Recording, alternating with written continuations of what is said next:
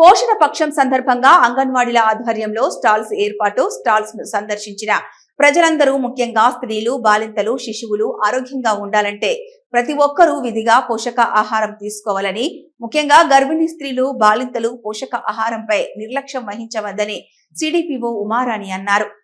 రాజన్న సిరిసిల్ల జిల్లా గంభీరావుపేట మండల కేంద్రంలో కేజీ టు పీజీ విద్యాలయం అంగన్వాడీ సమీకృత భవనంలో పోషణ పక్షం సందర్భంగా మండల స్థాయి అంగన్వాడీల ఆధ్వర్యంలో ఏర్పాటు చేసిన కార్యక్రమానికి సిడిపిఓ ఉమారాణి పాల్గొని పౌష్టిక ఆహారానికి సంబంధించిన స్టాల్స్ ను పరిశీలించి చిన్నపిల్లలకు పలు రకాల పౌష్టికార స్వీట్లను ప్రదర్శించి గర్భిణులకు శ్రీమంతాలు చేసి అన్నప్రసన్న స్వయంగా ఆమెను తినిపించారు.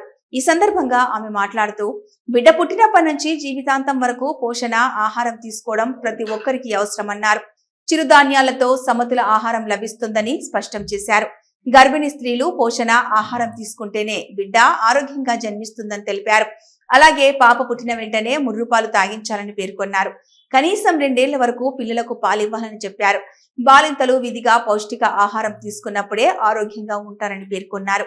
అంగన్వాడీ కేంద్రాల ద్వారా పౌష్టికాహారాన్ని అందించేందుకు ప్రభుత్వం అందిస్తున్న ఈ అవకాశాన్ని సద్వినియోగం చేసుకోవాలని సూచించారు.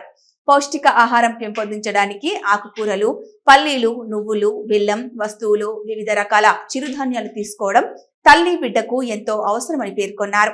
పాలకూర, మునగాకు, రాగి, బెల్లం లడ్డులు తదితర వాటిని గర్భిణులు తీసుకుంటే రక్తహీన పరిస్థితి ఉండదని తెలిపారు. అంగన్వాడీల ద్వారా అందిస్తున్న పథకాలను వినియోగించుకుని చిన్నారులను అంగన్వాడీలో చేర్పించాలని తల్లులకు సూచించారు.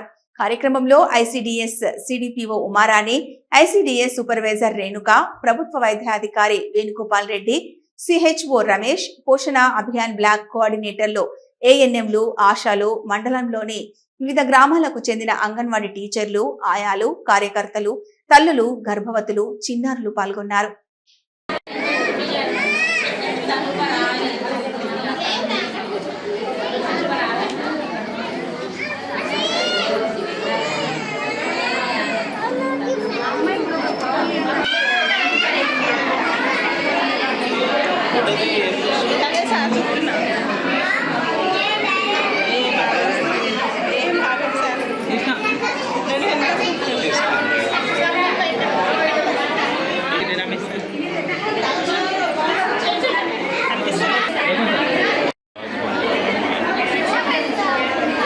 ఓకే వదిలేండి.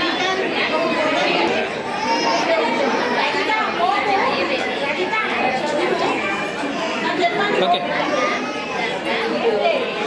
మొత్తం అందరికీ నమస్కారం అండి. నా పేరు ఉమారాణి. నేను సిడిపిఓ ఐసిడిఎస్ చేస్తున్నాను. ఈరోజు గంభీరావుపేట మండలంలోని కేజీ టు పీజీ స్కూల్ ఆవరణలోని గంభీరావుపేట వరకు అంగన్వాడీ కేంద్రాల్లో మొత్తం 50 అంగన్వాడీ కేంద్రాల నుండి వచ్చినటువంటి అంగన్వాడీ టీచర్లకు పోషణ పక్వాడ కార్యక్రమం నిర్వహించడం జరిగింది. ఈరోజు పోషణ పక్వాడ కార్యక్రమంలో గర్భిణీలకు శ్రీమంతాలు చేయడం జరిగినది మరియు పిల్లలకు అన్నప్రాసన కూడా చేయడం జరిగినది. ఈరోజు పిల్లలకి గ్రాడ్యుయేషన్ స్కూల్ పిల్లలకి 5 సంవత్సరాల పిల్లలు మన అంగన్వాడీ నుంచి వెళ్ళిపోతారు కాబట్టి గ్రాడ్యుయేషన్ డే కూడా నిర్వహించడం జరిగింది. తల్లులకు, పిల్లలకు అందరికీ కూడా పోషకాహారం అవగాహన కల్పించడం జరిగింది.